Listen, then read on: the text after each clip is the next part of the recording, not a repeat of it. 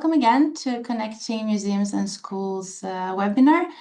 Today we're going to be talking about the ways that museum educators and teachers, and not only, can work together around controversial issues and histories. Briefly, I want to present to you the agenda of today's webinar. I will present a little information about the Museums as Sites of Citizenship project, and then we're going to move on to experiences and practices in Norway on controversial issues. This will be followed by an interactive dialogue and an engaged conversation, I hope, from everyone on controversial issues. And we will end with a practical example of how a museum has built a network of museum ambassadors, that of Polish Museum in Warsaw. And we will have the chance later to have some questions and a Q&A session. And then I will inform you about the next step and activities of this project. Before we delve deeper into the project of Museums as Sites of Citizenship, I would like for all of us to get to know who is in the room, in the online room. So if you can please scan this QR code and use this code. I can put it in the chat. Give me a second.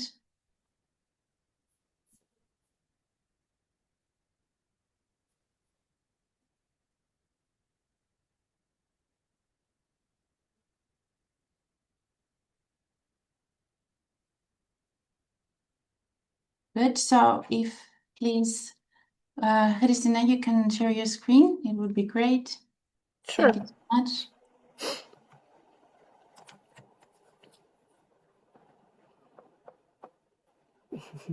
Great. So I see some people are already there. Please turn on your microphone and let me know if you have troubles joining. Okay, so I see some people are already here. Hello, hello, Poland, Greece, Japan, Korea, Norway. I see a variety of people coming in here today. It's great. Ukraine. Let's give some time to people still registering. Albania. Hello, hello.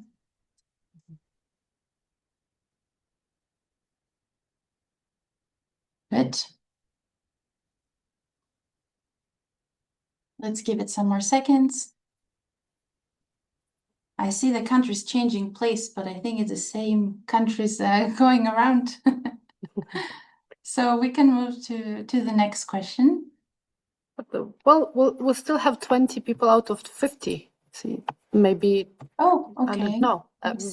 Maybe just because we will be using Menti throughout this meeting. So I hope you see on the screen the QR code as well, so you can use it, or please look into the chat where Marianti also shared the code.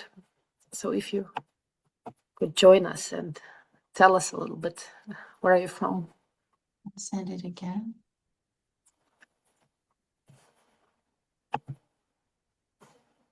Okay.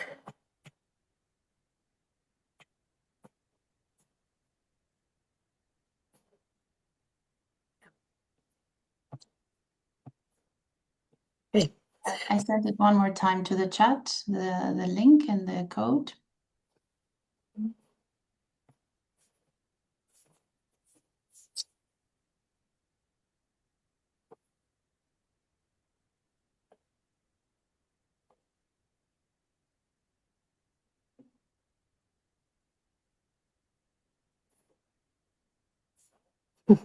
Yes.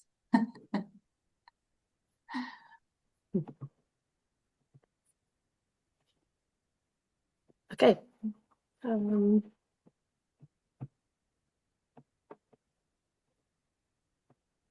Maybe we can try the second question. And yes. Go in. Let's still? see. Yes. Yeah. So we would like to hear a little bit about where do you work at the moment, and if you're a school teacher, a museum employee, a library employee, museum employees. started, a university employer, or if you work in an NGO or a civil society organization or something else. Okay, we have 30 people in right now.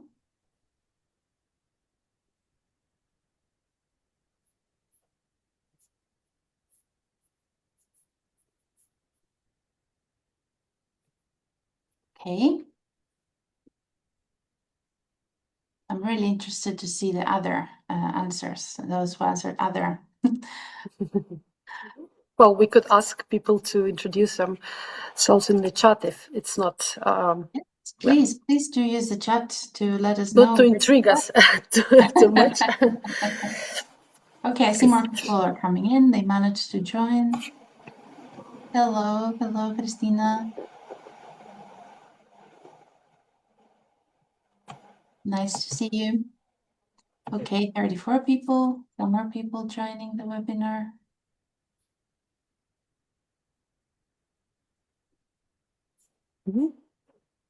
Hello. Okay, I think most of the people. Okay. People are joining. Shall I Let's move? give it some more seconds. Okay. It looked like in the beginning that the museum employees are more interested in discussing, but now it's all kind of has evened itself out. Okay, I think we can move to the last one while letting people join. Yep. It takes slightly more time. So we're going to be starting soon. So we would like to hear from you. What do you expect from this webinar? We have shared all the information to you about our webinar today on museum education and controversial issues. So it would be really interesting to see why you joined today and what do you wish to get out of this webinar. It can be a short answer, it's fine, or a longer one. And of course, in the language that you feel best writing in, we'll try to. And just as a reminder for the people that just joined, that this webinar is being currently recorded. The Q&A sessions and working groups that we will do will not be recorded, so you can keep your camera off. And you will receive all the information next week. And please choose the correct interpretation channel on the globe option at the bottom of the Zoom screen. And just to mention that we have English, Ukrainian, and Polish. If you wish to follow in Polish, you can choose the Spanish channel. Okay, thank you so much for those who are typing and sending their ideas. Good. Different ways that schools and museums can collaborate, getting to know good practices, motivating Ukrainian teachers to work in the Museum Ambassadors Network in Maidan Museum. We will talk about that as well today.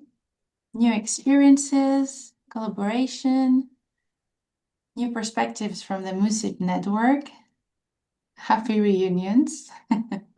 It's good to see many of you back here. Christina, do you want to help me with the Ukrainian? Yes, new knowledge, experience of colleagues from other countries about cooperation of schools and museum, useful contacts. I like that people come here for I forgot the word.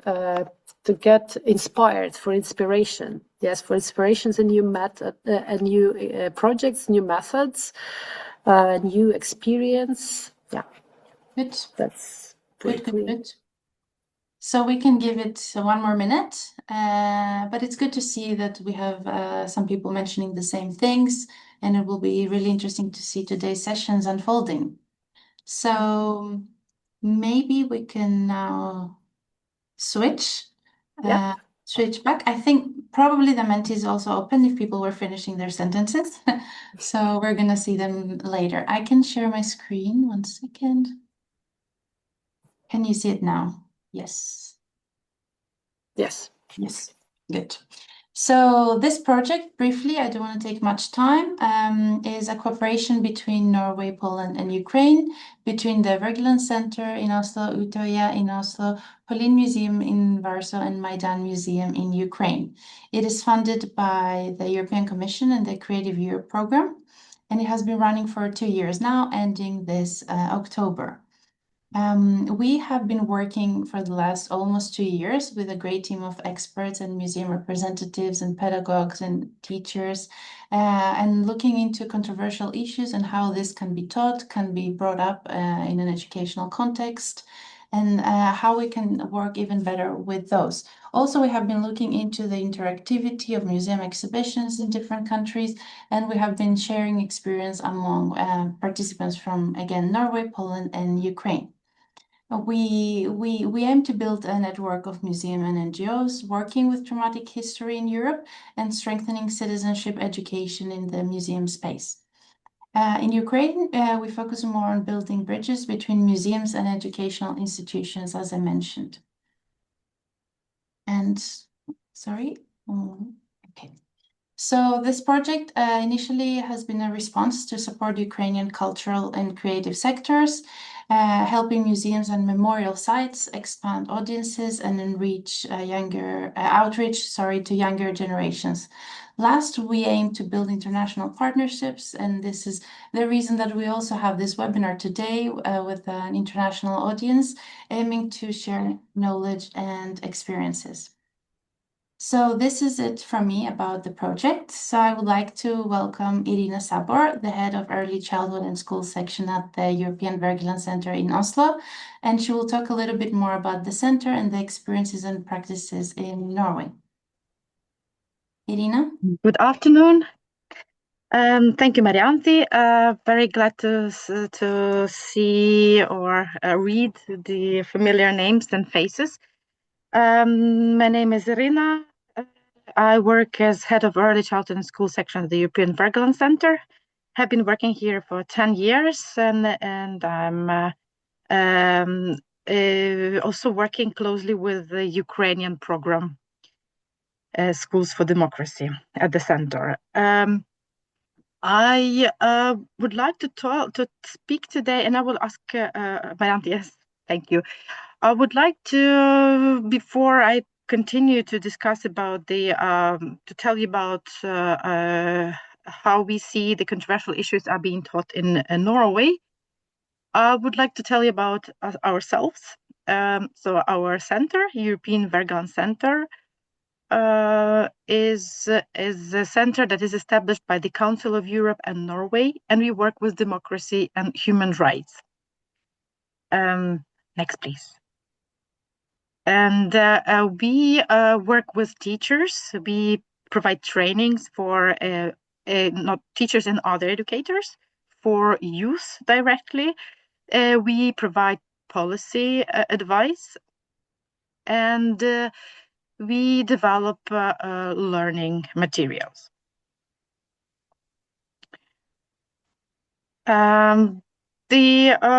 I think it's a bit old, but we have been working in I think 22 countries recently. Our mandate is Europe, and it's divided Europe, the members of the Council of Europe. We in this project, we cooperate. We are happy to cooperate with Norway, Ukraine, and Poland. And I'm very grateful to our partners, Maidan Museum in Kyiv and the Polin Museum of the History of Polish Jews, a museum in Warsaw. I would also like to thank our more informal partner, collaborator, the Nova Doba, Association of Ukrainian History Teachers in Ukraine. And Polina, we value so much your support as well. In Ukraine, we have been working since 2012, and we have this picture of the symbol of our starting point in Ukraine is our first training at in Crimea that happened in 2013, just months before Crimea was occupied. And since then, we have contributed to democratic reforms in education in Ukraine with the new team that came after the Revolution of Dignity that came into the Ministry of. Yes, thank you. And we are working in Ukraine primarily with teachers at kindergarten and school level. We provide trainings and courses, mainly, unfortunately, online now, but we also try to do many offline activities online at the Prometheus platform or our own online learning platform, focusing on teaching civic education, on democracy at school, and on development of democratic competences across the subjects and across the whole school life. Thank you. Next, please. What I would like to focus today is on actually, and why I was invited to speak today, is to speak more about how the controversial issues are being handled in Norwegian schools. And I would like to start by presenting the findings of the MUCIT research project. It's beginning to be several years now, but I think it was one of the first projects in Norway that really focused on open climate in school, and on how the controversial issues and opening up in discussions on sensitive issues, or issues that are unpleasant, uncomfortable for teachers and students to take on, how they influence actually the society and these students, these kids, and how it will predict their participation in a civic life after they become adults. And they had good and interesting findings. They focused on the concept of political self-efficacy, which is a construct notion, but mainly meaning the feeling that one can make a difference, and one's voice can really influence societal development. And they have, through focus interviews and longitudinal studies, they have found out that in Norwegian schools and classrooms, where open dialogue on some sensitive questions was taken up, and the issues that were conflict issues were not silenced, and teachers were not afraid to discuss these issues with students. In these schools, students who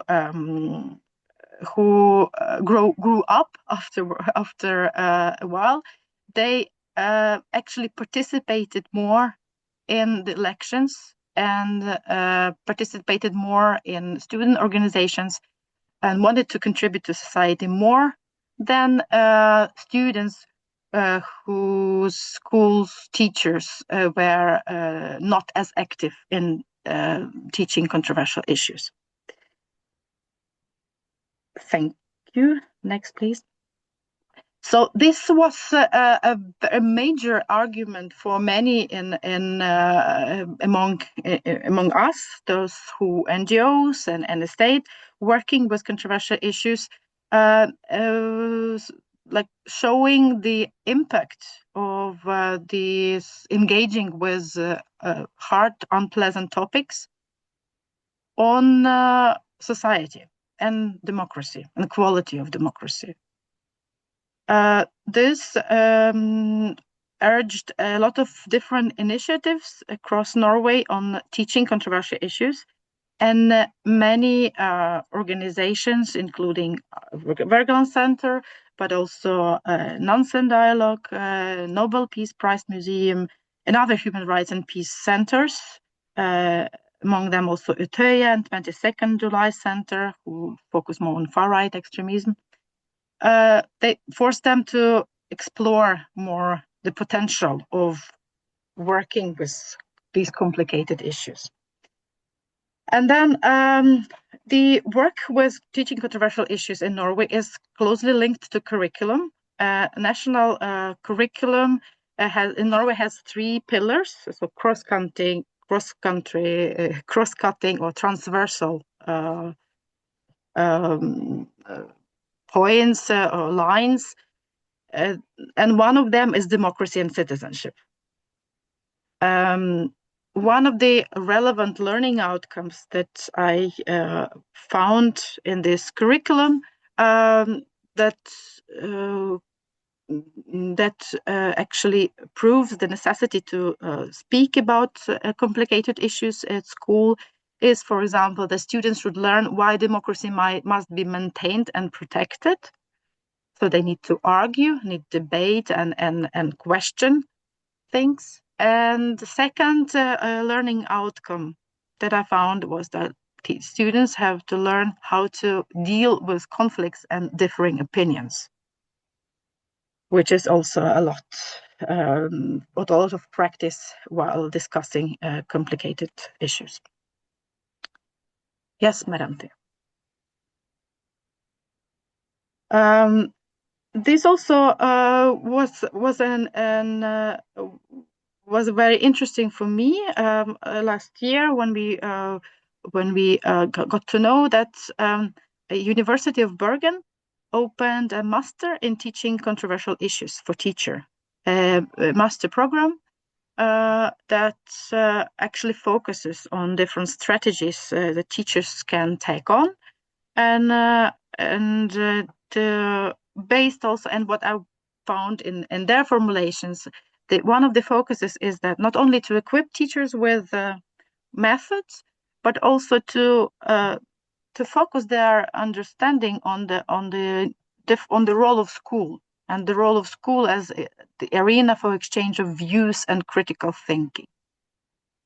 And it is an interesting focus to my mind. Next, please. And the researchers that stand behind the new master program at the University of Bergen also have recently published a book with a different selection of research papers on the teaching controversial topics in Norway, and then summarized. And we see that Norwegian teachers mean that controversial are topics that are related to gender, sexuality, racism, war, and conflict. And they had also interviewed teachers who were saying that mainly 2 main teaching strategies they use. And the first being emotional engagement. That means that they want students to start to teach about things through personal stories, or like taking on the position of the other, or the detached discussion, more a role play that gives you more distance. What teachers also underlined is that trust and teacher autonomy, trust from the school leadership, is important for them to build the discussion of complicated topics on their own terms, so that they choose what they discuss and how they want to discuss and how they want to prepare. And good relations and the safe environment in the classroom is key, and whether they want or they are safe to open up a discussion or they are not. Next, please. And the final finding that wanted to show you from the research that just published in 2025 is that teachers Norwegian teachers also explained why they choose to teach controversial issues, even though it's not pleasant. They are not always comfortable. They don't know sometimes how to react, because sometimes not everything is planned, and things may get out of control, but they still choose it because first, they believe that controversial topics increase students and teachers engagement and participation, so their lessons are more engaging for students. They are more motivated. And second, the teachers say that in this way they make their lessons more relevant. So the current events enter the classroom and current public debates. And third, students can also get deeper or more nuanced knowledge on a particular event or topic, or even change their point of view. Thank you, Madam Tim. Yes. To finalize, just say that via the Work-On Center, we promote the Council of Europe's approach to teaching controversial issues. And the idea is to present students with multiple perspectives, is to facilitate respectful dialogue, and to create actually this safe environment for a good talk, so that students learn how to engage with controversy, engage with disagreement in a constructive way. And last slide shows the tool that we have developed at the Work-On Center, and it's a dialogue sheet. So it's a kind of piece of cloth you put on the table, and the idea is to behind the sheet, and you can use it. It is also translated into Ukrainian and Polish, and you may know it already from before. The idea is to work with groups of students of 4, where each of students can take a different stand towards some statement which is controversial. And if a statement is, for example, a situation is that someone sees an insulting or racist slogan written somewhere at school, so how do you choose to react? You respond, you report, you ignore, or you just share with your friends? And then it gives kids, students and adults, opportunity to change perspectives, and also this role play. You can have a distance and train on how to react in different situations. Thank you. That's it for me.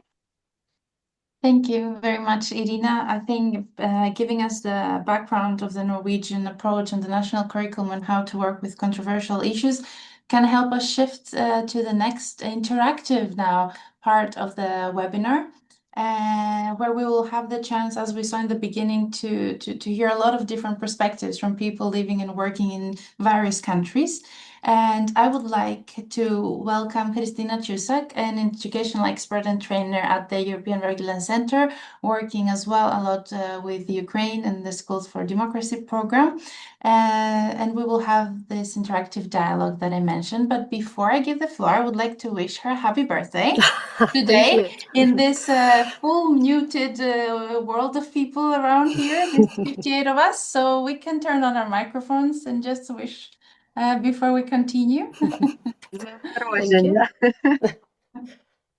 Thank you.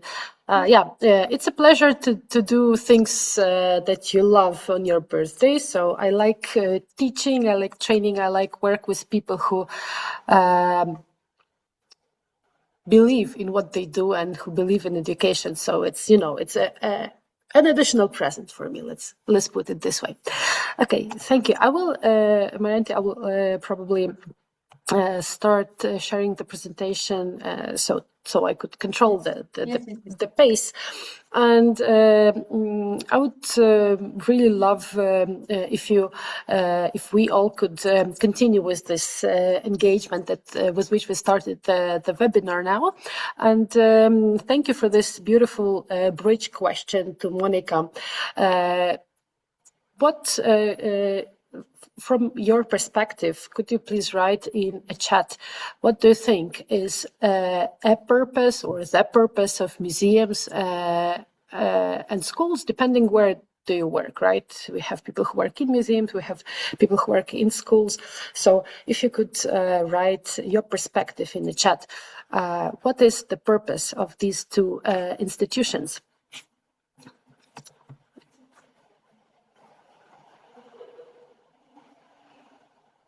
Mm-hmm. If you don't like writing, I think we are not that many, so I think we can also allow us the liberty of switching on the mic and telling the group. Okay, so shaping identity. Thank you, Natalia. That was the first answer. Mm-hmm. Communication with society. Mm-hmm. Thanks.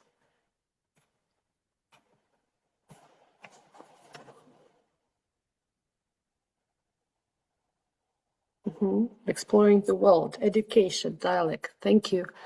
Education, mm-hmm. Engaging young people in learning, mm-hmm. Exploring the world around us. Mm-hmm. Education, research, knowledge. Mm-hmm. Museum creates a bridge between generations, and school prepares young people to adult life. Education and preserving memory and shaping identity, experience, mm-hmm. Knowledge, critical thinking. Thank you so much. Right, so in the end, we see that both institutions or both types of institutions do serve very similar purposes, right? And we, from what I see, it's working with young people, making the bridges, shaping identity, creating knowledge, creating dialogue, rising difficult subjects. Thank you, Monica, for this as well. And the question is how we can do it together, right? So it's since we have similar purpose, since we have similar ideas in mind. Thank you. Formal and informal learning, yes, totally agreed. Social skills. Mm-hmm. So it's the question how we can proceed with these activities in the best possible ways for both of us. And that's, I believe, why we are all here, right? Because we believe that these institutions can cooperate, have to cooperate. My question to you now will be, how do schools and museums cooperate? From your experience, from experience of your institutions, again, if you feel that you want to take the floor and just say a sentence or two, doesn't have to be, you know, the little lecture, but just a sentence or two, or maybe if you don't want to talk, just write us. How do schools and museums cooperate?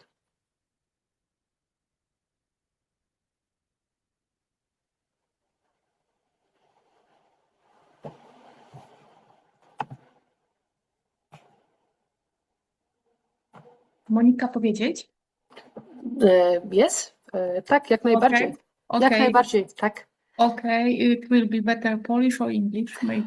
We have translation. Okay, maybe I try English, or if it's difficult, someone help me, okay? We've got fantastic project. It was about Jewish steps in Lublin. It was cooperative with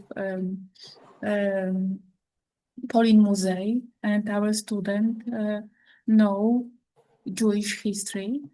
They found Jewish famous people, for example, Franciszka Arnsteinowa, and it was very good experience for them. We're doing this project 4 years. For example, this one.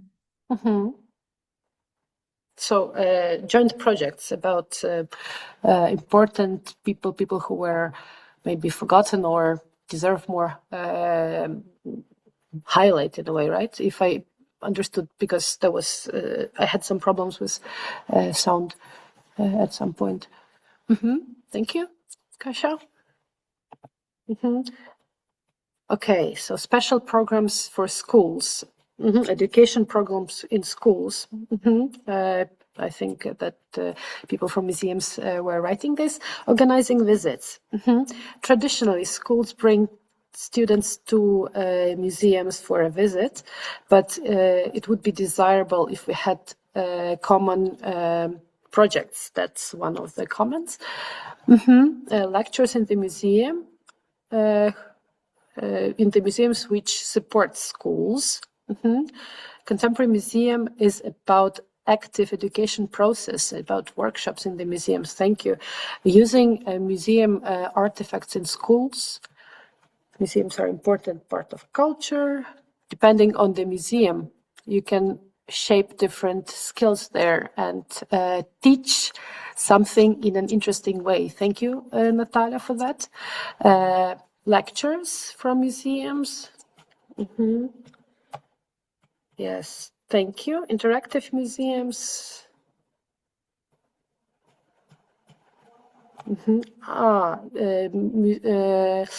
Interesting comment from the participant from Ukraine, Tatiana, creating exhibitions together with pupils, with school students.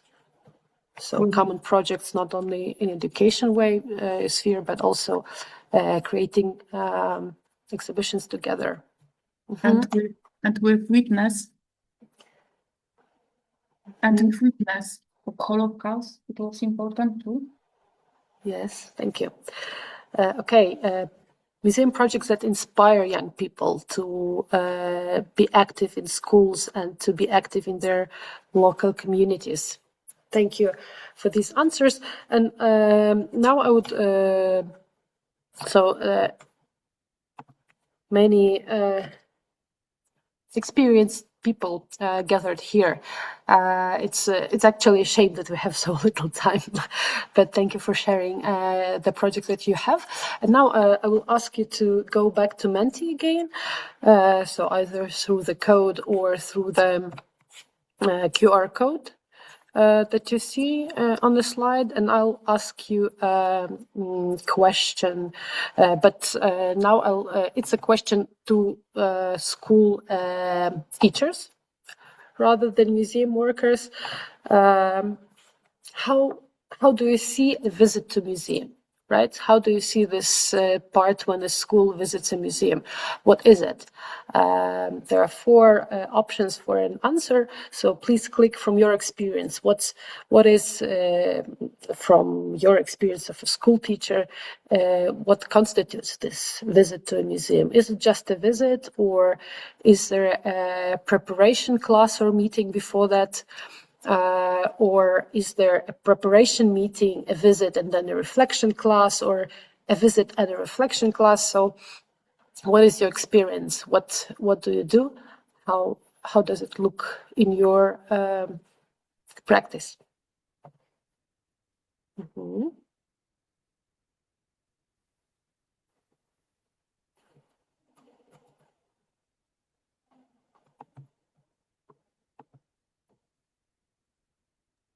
Just Christina, to mention that I had to log in again, so maybe you can scan again the QR code for the participants. But thank you, the answers are coming. Yeah, and we have a variety of answers, and again, a proof that's a very seasoned group of practitioners is gathered here. The most complicated answer about having a preparation, a visit, and a reflection dominates. But of course, this But there are other options here as well.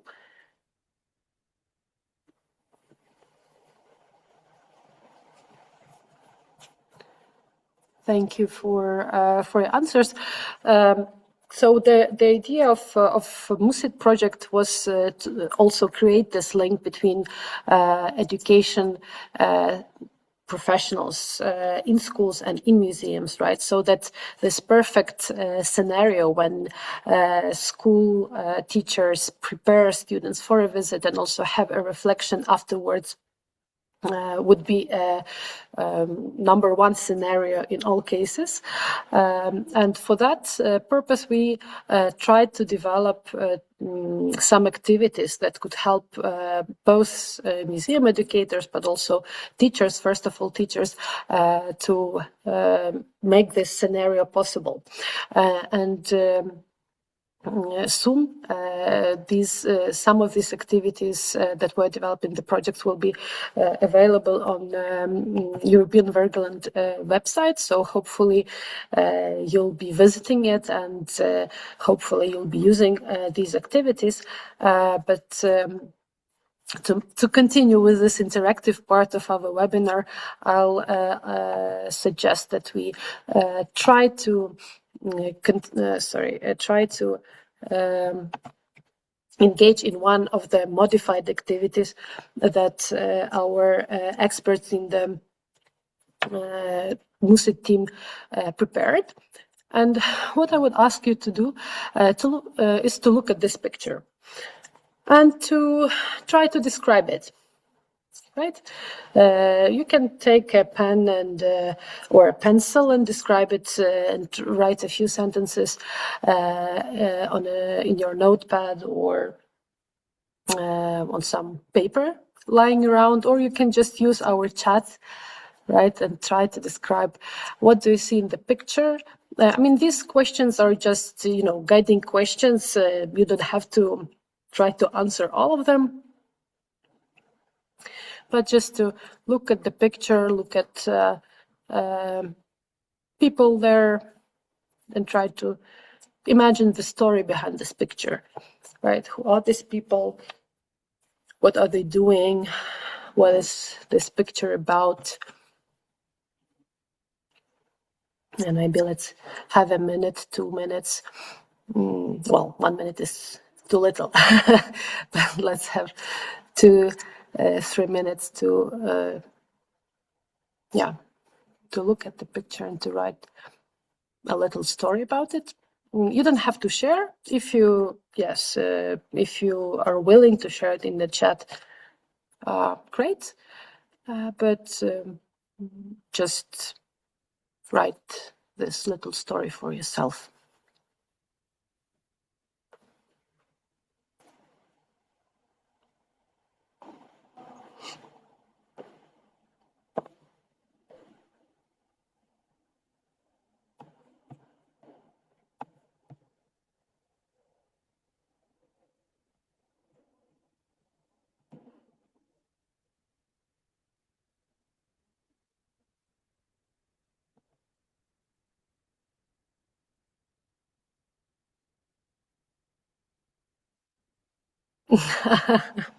Okay, group of citizens planning a visit to museum.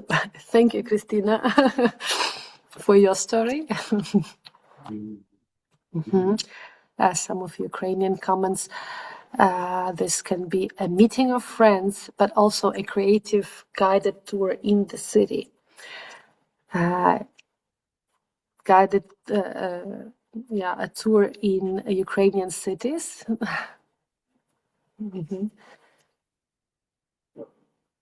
Friends resting on the bank of a river, and they are sharing some of their life stories. Okay, thank you. A city break, yes. So that's our stories. I hope that you already, thought of a story or wrote a little story to yourself.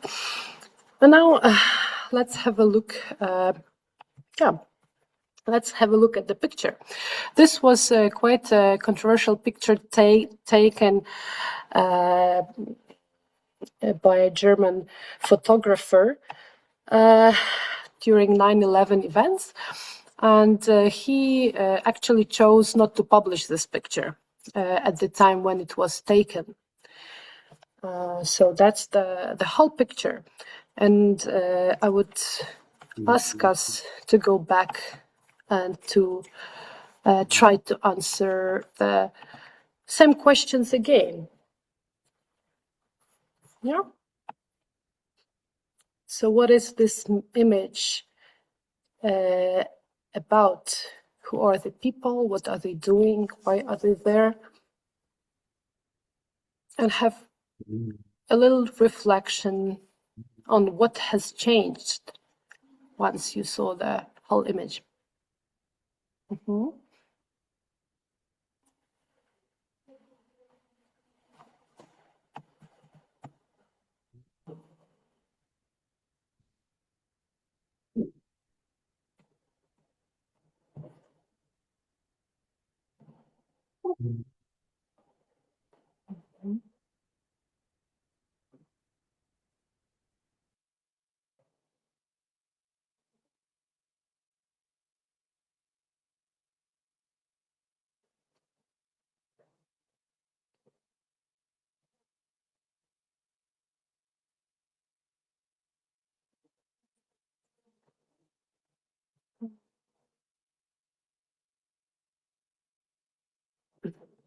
More anxiety.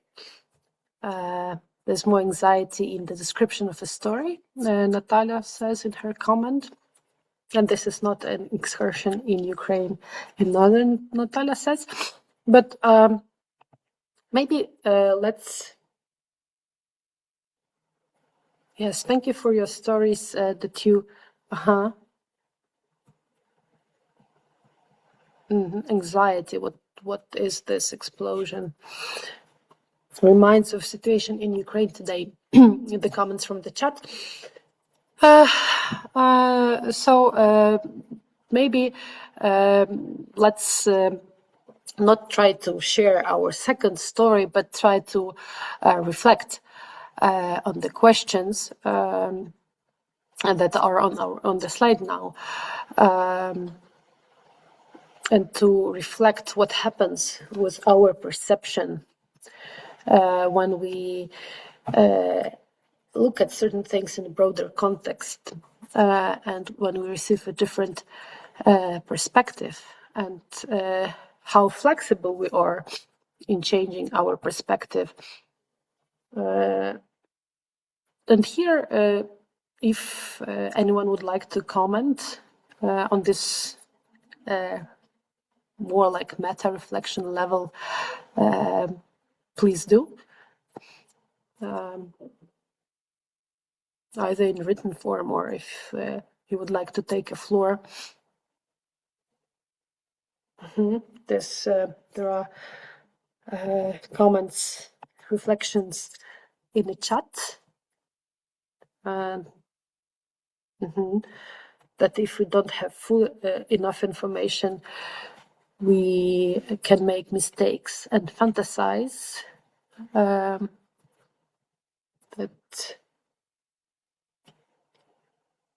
there are some parallel realities in our life, and then living through grief can be very close or run parallel with simple regular life.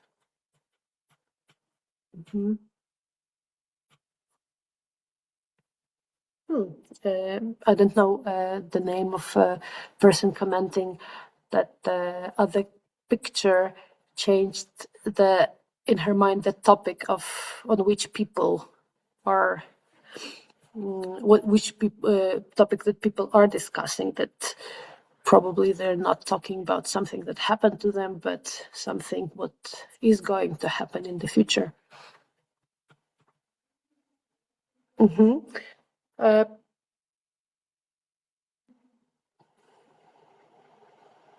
Yes, it's not easy to interpret situations accurately. Yes, thank you, Justina, for your comment.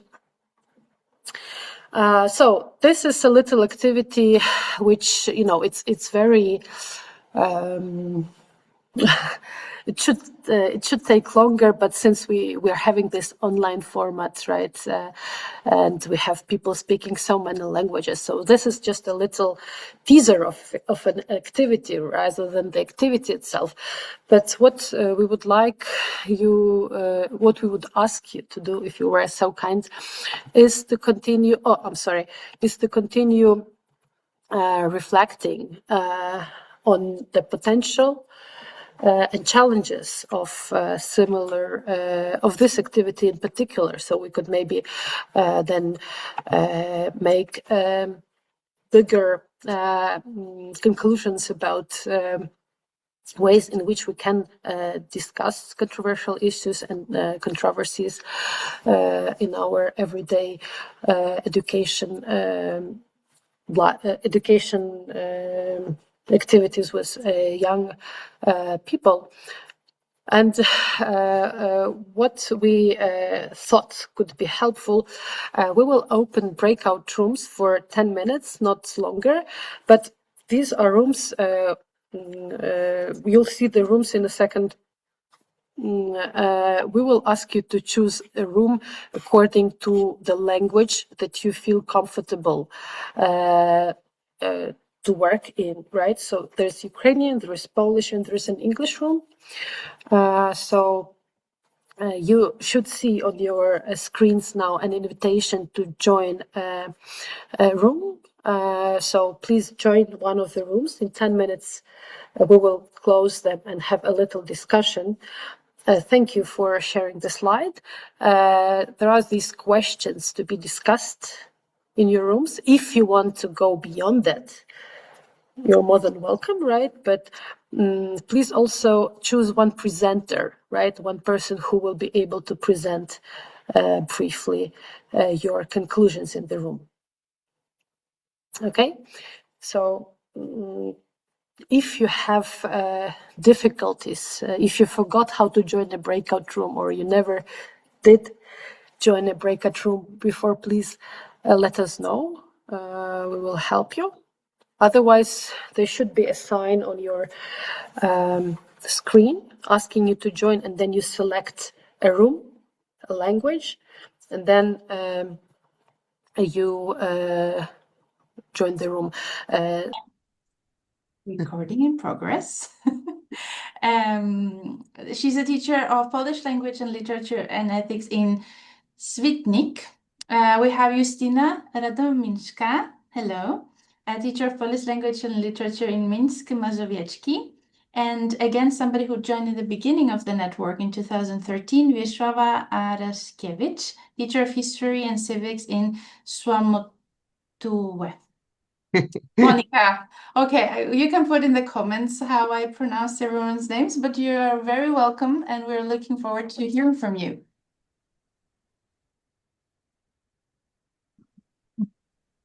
Imiona i nazwiska wymówiłaś bardzo dobrze. Trochę nam się pomieszały lata, ale one są kompletnie nieistotne. Szanowni Państwo, chciałabym... Thank you, Monica.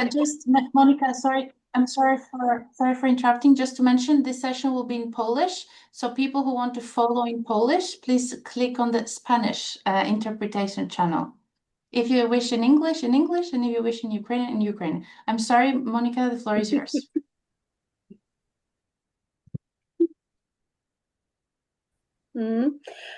Więc ja bardzo się cieszę, że mogę dzisiaj pokazać przede wszystkim naszą pracę przez pryzmat tego, kto z nami pracuje. Bo w Muzeum Polin pracuje nas bardzo wiele osób. Ja jestem dumna z tego, że od 2013 roku, od momentu, kiedy zostałam właśnie pracownicą Muzeum Polin, od pierwszego dnia praktycznie byłam odpowiedzialna za właśnie ten projekt, o którym chcę Wam opowiedzieć. I dzięki temu projektowi spotkałam fantastyczne osoby, od których nieustannie się uczę, i ja, i moje koleżanki, i moi koledzy z muzeum. I tak naprawdę to my korzystamy z tego, że mamy taką grupę ambasadorów i ambasadorek Muzeum Polin. I to tak naprawdę muzeum najbardziej na tym korzysta. Zarówno Basia, jak i Wiesia są w naszym programie od samego początku, czyli właśnie od 2013 roku. Ja doskonale pamiętam nasze pierwsze spotkanie i chcę Wam opowiedzieć o programie ambasadorskim, dlatego że Muzeum Majdanu ma taki plan, żeby utworzyć podobny program u Was w Ukrainie, co myślę jest bardzo dobrym pomysłem, bo chcę Wam pokazać, jak my na tym korzystamy i mam nadzieję, że moje koleżanki, które tutaj są obecne, opowiedzą o tym, jak one korzystają z tego programu jako nauczycielki, które pracują w szkołach w całej Polsce. To nie są osoby, które reprezentują bliskie zarówno Warszawy, jak i innych wielkich miast miejsca, bo są praktycznie z całej Polski i zarówno z bardzo dużych miast, jak i z mniejszych miejscowości. Natomiast wartość jest dokładnie w tym, że nasi nauczyciele i nauczycielki, które uczestniczą w programie Ambasadorzy Muzeum Polin, to są osoby, które naprawdę reprezentują tę grupę i ta grupa jest tak zróżnicowana, jak zróżnicowane są nauczyciele i nauczycielki w Polsce. Więc jakbym mogła prosić Marianti o następny slajd. To jest grupa ambasadorów i ambasadorek sprzed kilku lat. Ona w tej chwili jest jeszcze większa. Natomiast to jest zdjęcie, na którym tutaj są obecne te osoby, z którymi za chwileczkę będę rozmawiała. Poproszę następny slajd, bo chcę Wam opowiedzieć, jaka w ogóle była geneza powstania tego programu, ale przede wszystkim chciałabym zapytać moje koleżanki, jak one odbierają to, że są ambasadorkami naszego muzeum. Co przede wszystkim zmotywowało Was do tego? Jaki był powód tego, że aplikowałyście, żeby wziąć udział w tym programie? Jeżeli bym mogła prosić Ciebie, Basia, żebyś zaczęła, bo tak będzie łatwiej, jak ja będę kierowała ruchem trochę. Dla mnie było bardzo ważne to, żeby móc się stale uczyć. Więc oczywiście muzeum jako taka baza wiedzy, ale też możliwość spotykania się rzeczywiście ze specjalistami w tej dziedzinie. Nie chciałabym tutaj tak hierarchizować, co jest najważniejsze, ale jedną z najważniejszych kwestii było to, że program umożliwiał uczenie się od siebie nawzajem. I taką właśnie wiedzę o tym, co robią ludzie, to jest imponujące. Często w malutkich miejscowościach, wydawałoby się z niewielkimi możliwościami, a co odkrywają, czego się dowiadują i czego mogą nauczyć innych. To było fantastyczne dla mnie.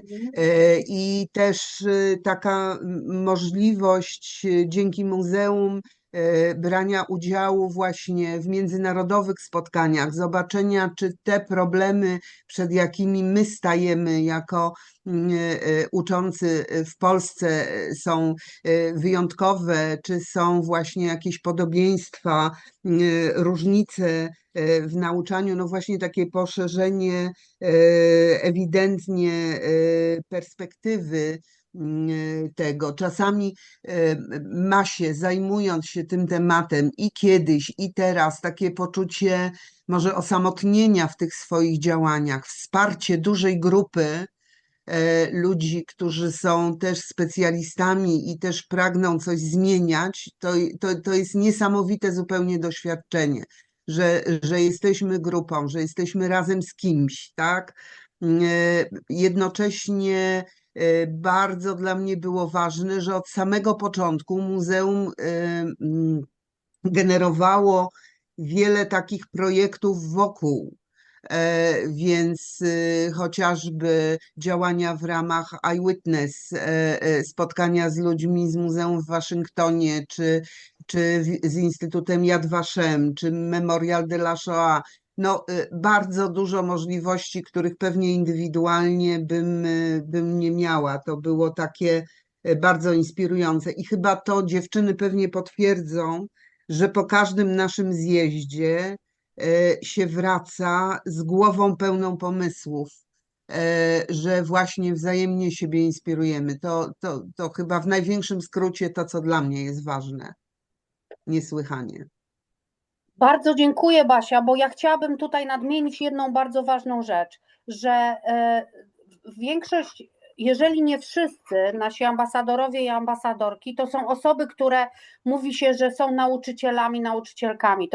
To są tak zwane osoby orkiestry, które pracują zarówno w szkole, ale również często, gęsto współpracują z ośrodkami doskonalenia nauczycieli albo wręcz pracują w tych ośrodkach, działają w organizacjach pozarządowych. Justyna prowadzi fenomenalny klub czytelniczy u siebie w Mińsku Mazowieckim.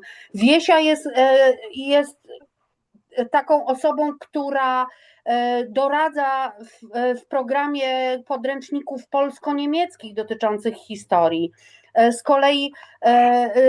kolei Kasia w swojej szkole uczy etyki, ale też prowadzi bardzo z dużym sukcesem teatr, więc ja już nie mówię o Basi, która przed chwilą mówiła, bo słyszycie, że to polonistka mówiąca piękną polszczyzną. Basia również bardzo dużo publikuje dla innych nauczycieli i nasi nauczyciele to są takie osoby właśnie orkiestry, które nie potrafią usiedzieć w miejscu, które właśnie zawsze chcą jeszcze więcej, więc to jest dla nas bardzo duże wyzwanie, żeby tym osobom zaplanować ich udział w projekcie w taki sposób, żeby one czuły się usatysfakcjonowane.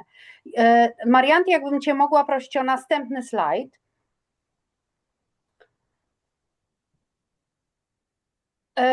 Jak właśnie to robimy? 2 razy w roku spotykamy się z nauczycielkami, nauczycielami, naszymi ambasadorami w muzeum i od 3 lat robimy też tak, że jedno spotkanie jest w muzeum, a drugie robimy w Polsce, czyli gdzieś w terenie, w jednym z miejsc, z którego pochodzą nasi ambasadorowie. Czyli mieliśmy spotkanie w Kielcach, mieliśmy spotkanie w Łodzi. Planujemy teraz następne spotkanie, już jest kilka propozycji, nie będę mówiła, bo w końcu nie wiem, na czym stanęło, ale w każdym razie jest tego sporo i co jest bardzo ciekawe, że nasi ambasadorzy i ambasadorki sami praktycznie tworzą program takiego spotkania, które się odbywa u nich. Jest to fenomenalne, to jest tak ciekawe i tak wiele możemy się właśnie od siebie nauczyć, to co powiedziała Basia.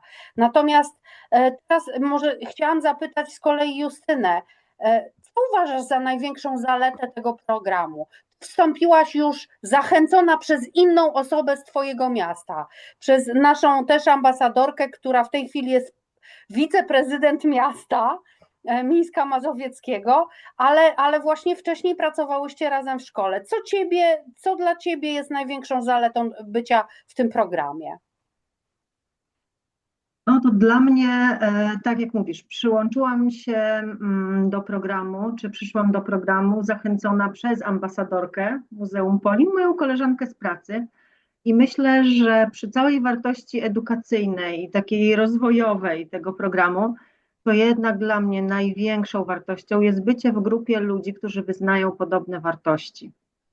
Bo mam takie poczucie, że kiedy tam jesteśmy, uczymy różnych przedmiotów, mamy różne doświadczenia związane z pracą, bo na różnych poziomach uczymy i z różnymi, w różnych miejscowościach, większych, mniejszych, więc z różnymi rzeczami się borykamy, ale tak naprawdę właśnie jesteśmy ludźmi, którzy przyjmują pewne rzeczy za oczywiste, nie muszą sobie tłumaczyć, dlaczego zajmują się takimi trudnymi tematami na przykład, dlaczego w ogóle chcą działać, dlaczego chce im się coś robić, czy z uczniami, czy w społeczności lokalnej, czy z kolegami, koleżankami z pracy lub w ogóle w jakichś innych obszarach działań. Także to jest naprawdę najważniejsze. I teraz sobie uświadomiłam właśnie, że dzięki Muzeum Polin ja znam Marianti. Marianti też sobie uświadomiła, patrząc na twoje zdjęcie, że cię Nie, zna. tak, napisała do mnie przed chwilą, więc to się rozszerza nagle, okazuje się, na cały świat. No właśnie. Ja bardzo ci dziękuję za tę wypowiedź. Teraz zapytam ciebie, Kasiu, żebyś postarała się wymienić 3 rzeczy, które najbardziej pamiętasz z programu ambasadorskiego? Coś, co ci najbardziej utkwiło w pamięci? Po co ja to robię? Mówię do naszych słuchaczy, żeby pokazać wam, że są rzeczy, na które zwracamy uwagę, a czasem inna osoba zwraca na kompletnie inne rzeczy uwagę i to razem, kiedy mamy właśnie taką grupę osób, które ze sobą współpracują, to buduje taki ogromny zasób. Kasia, co dla ciebie? 3 rzeczy, które najlepiej pamiętasz? Dla mnie najistotniejsze jest, że właśnie muzeum uczy ku wartościom. Cały czas przypominamy o wartościach i w tym świecie, który ulega deprecjacji, raptem jest jakaś taka prawda oczywista i tam można spotkać tych ludzi i człowiek się czuje szczęśliwszy i lepszy. To jest takie najistotniejsze. Potem jest kultura żydowska i to są genialne różnego rodzaju sytuacje, bo to jest i kuchnia, i to jest i sztuka, literatura, i to są te przestrzenie, które mnie najbardziej interesują. No i jeszcze spotkania z niezwykłymi ludźmi i ze świadkami historii. I na przykład teraz ostatnio, jak mieliśmy z Agnieszką Holland, no to są takie szapoba, po prostu historie. Człowiek się uczy, człowiek jest w gronie wspaniałych ludzi i chce to po prostu przekazywać. Dzięki, bardzo dziękuję, Kasiu. Poproszę Marianti o następny slajd i teraz będę chciała zapytać Wiesię, z którą też znamy się bardzo dobrze. Słuchajcie, przy okazji ja od razu opowiem tak zwaną dykteryjkę na boku. Wiesia jest taką osobą, naszą ambasadorką, która za każdym razem, zresztą to nie tylko Wiesia, ale Wiesia jest niesamowita, bo za każdym razem, kiedy do nas przyjeżdża, a przyjeżdża kilka razy w roku, to przywozi dla nas chleb z Szamotu, chleb z Wielkopolski, który jest absolutnie wyjątkowy. I my wszyscy, i to wcale nie mało tego chleba przywozi, bo dla każdego w naszym dziale możemy się tym chlebem podzielić i już nieraz ratował nam życie, kiedy nie mieliśmy chleba w domu, a jest on naprawdę wyśmienity. Więc chcę wam przez to powiedzieć, że staliśmy się przyjaciółmi, mimo że ta grupa rośnie i mimo że ta grupa zaczynała się od maleńkiej grupy. Marianti, jakbyś poproszę następny slajd, to w tej chwili tam jest 75 osób, ale ja mam wrażenie, teraz mieliśmy drugie spotkanie w nowej takiej grupie po dobraniu kolejnych ambasadorów. Ja jeszcze nie wszystkich znam, natomiast mam wrażenie, że już na następnym spotkaniu już wszyscy będziemy zaprzyjaźnieni znowu z tą coraz większą, rozrastającą się grupą. Marianti, poproszę następny slajd. I właśnie, to jest to, o czym mówiłam, że my się uczymy od siebie nawzajem. I Wiesia, ja chciałam ciebie zapytać o taką rzecz. Tak. I proszę o szczerość, dlatego że jesteśmy tu w grupie osób, które będą chciały taką grupę, taki program stworzyć w muzeum w Kijowie. Czy uważasz, że nasze muzeum, Muzeum Polin, wspiera was wystarczająco? A jeżeli i w czym ewentualnie mogłoby wesprzeć was bardziej? Bardzo dziękuję. Ja wtedy, kiedy spotykam się w różnych gremiach, także z osobami, które nie są nauczycielami, a pracują dla nauczycieli, to zwykle proszę, kochajcie swoich nauczycieli, bo wszelkiego rodzaju projekty i działania, które wymyślacie w muzeum, w NGO-sach, one wyjdą wam wtedy, kiedy będziecie pamiętali o nauczycielach. I chciałam powiedzieć, że współpraca z muzeum to nobilitacja, to gwarancja dobrej jakości, ale też taka niezmierzona życzliwość, bo często w tych naszych działaniach szukamy informacji, szukamy sprzymierzeńców i zdarza się, wspomniałaś o podręczniku polsko-niemieckim, gdzie potrzebujemy kontaktu do innych osób albo z tamtego projektu osoby szukają osoby do badań i wtedy ja proszę pracowników, Twoich współpracowników, Moniko, i od razu mogę poprosić i nigdy się nie spotkałam z jakąś uwagą, odmową. Wszyscy chętnie współpracują. Dla mnie dużą wartością przy tych spotkaniach, te wszystkie rzeczy, o których dziewczyny mówiły, to bardzo ważne, ale inspiracje i wskazówki literackie. Przed chwileczką był autor, znany reportażysta i mieliśmy też spotkania z Anną Bikon, z Karoliną Pac. To są dla mnie zadaniowca takie punkty, o popatrz, to jest warte przeczytania, koniecznie musisz to uzupełnić.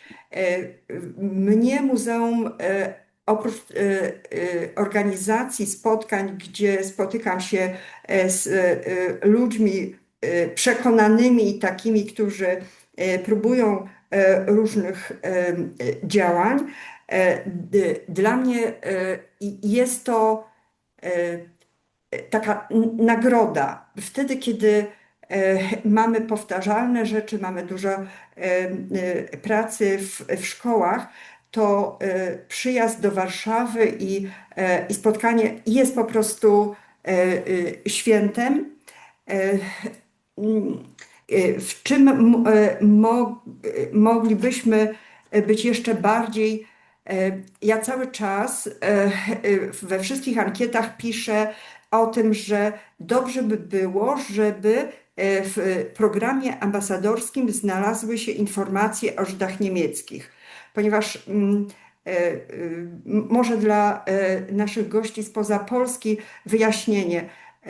Ja mieszkam w części Polski, która należała w XIX wieku do Niemiec i my mieliśmy, jeśli tak mogę to określić, Żydów niemieckich, którzy do 1918 roku wybierali głównie tę tożsamość niemiecką i w tym programie ambasadorskim tak nieśmiało chciałabym, żeby ten temat się pojawił, bo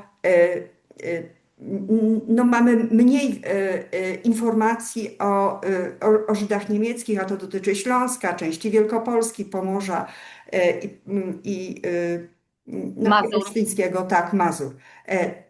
O to mogłabym poprosić. A tak spotkania w muzeum to po prostu nasze nauczycielskie święto i bardzo, bardzo dziękuję, że jesteście.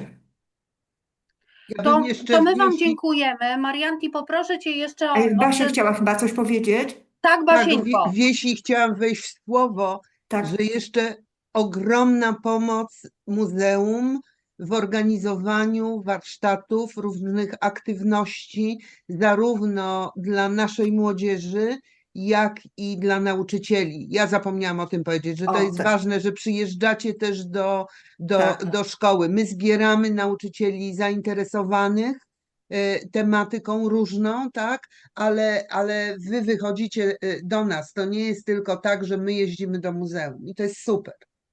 A ja mogłabym jeszcze, tak, jeśli mamy czas, chciałam wspomnieć o takiej inspiracji, kiedy można zrobić projekt, mając niewielkie informacje o Żydach niemieckich mieszkających w północno-zachodniej Wielkopolsce. I muzeum było dla mnie inspiracją, ponieważ Kasia Jankowska i Mikołaj Gryndberg zrobili warsztaty dla młodzieży, prawda?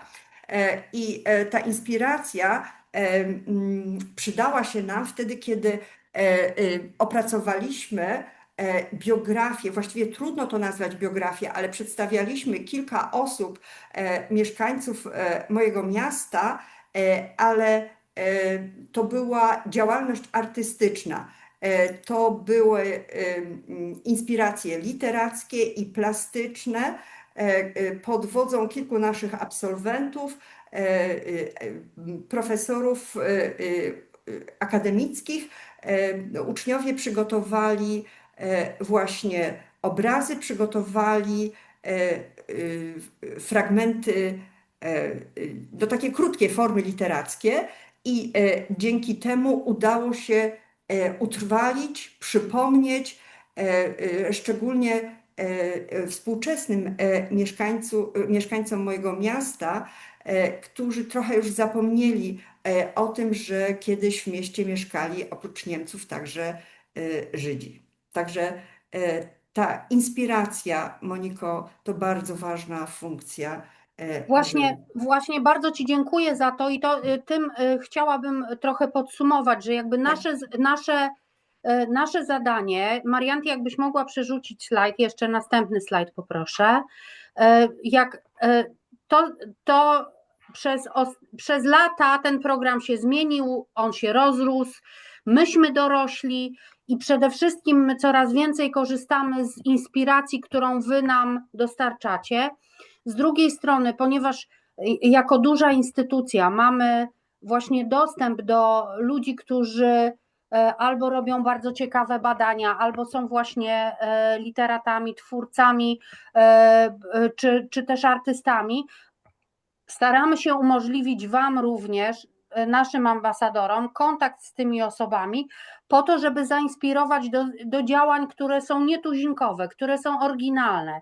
I ja wiem o tym, bo ja dostaję na ten temat od Was, od naszych ambasadorów, a nie tylko ja, ale wiele moich koleżanek i kolegów, bo praktycznie nasi ambasadorzy i ambasadorki to znają wszystkich w muzeum i wszyscy wiedzą, co robicie i my jesteśmy po prostu niewiarygodnie dumni, że to właśnie my, że to nasz dział edukacji, to są ci, którzy mają tych ambasadorów, więc jakby tytułem zakończenia mojego przydługiego wywodu chciałabym tylko powiedzieć, że tak samo jak korzystają nauczyciele, tak samo korzysta muzeum na tym, że ma taką nieustającą współpracę z grupą, która jest dla muzeum i naprawdę jak sobie pomyślicie Państwo i się chwilę zastanowicie, to dojdziecie do tego samego wniosku, że nie ma ważniejszego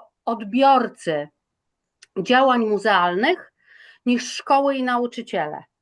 Dlatego, że to właśnie nauczyciele przyprowadzają uczniów i uczennice, a dzięki nim po prostu ci młodzi ludzie uczą się o swojej historii, o kulturze, uczą się o demokracji, dlatego że my też robimy bardzo dużo zajęć, które są zajęciami antydyskryminacyjnymi, antyrasistowskimi, takimi, które uczą o uchodźstwie, o bardzo wielu innych współczesnych problemach świata. Bardzo dużo robimy również z naszymi ukraińskimi koleżankami i kolegami, z czego jesteśmy bardzo dumni. I teraz zaproszę Was, jeżeli mamy jeszcze chwilkę, bo mamy dosłownie chwilkę, jeżeli ktoś z Państwa ma pytania, to bardzo proszę, ja teraz się przerzucę na kanał angielski i będę odpowiadała po angielsku, bo tak się umówiliśmy, a koleżankom, ambasadorkom bardzo, bardzo dziękuję, że zechciałyście dzisiaj wziąć udział w tym spotkaniu. Dziękujemy. And to you and ask Lesia, actually, I will just share my screen and ask Lesia to say 2 words about this summer school and about the application that is currently active until the 11th of May. Right, Lesia? Thank you, Marianty, for just giving me a chance to say a couple of words about our summer school of Maidan Museum ambassadors. So we try to organize this summer school in June from the 11th till the 14th of June. And the main, goal for our summer school to establish and coordinate the procedure of national-wide network of experts. So we called it like the Maidan Museum ambassadors. Yes, and during very hectic days, we're gonna have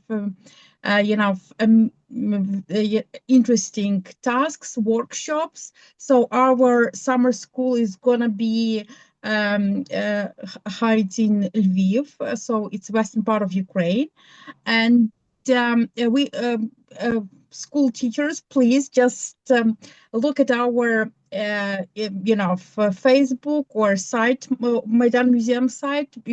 You can just get some information how to apply for summer school, and we also ask to prepare like a plan or activity for students.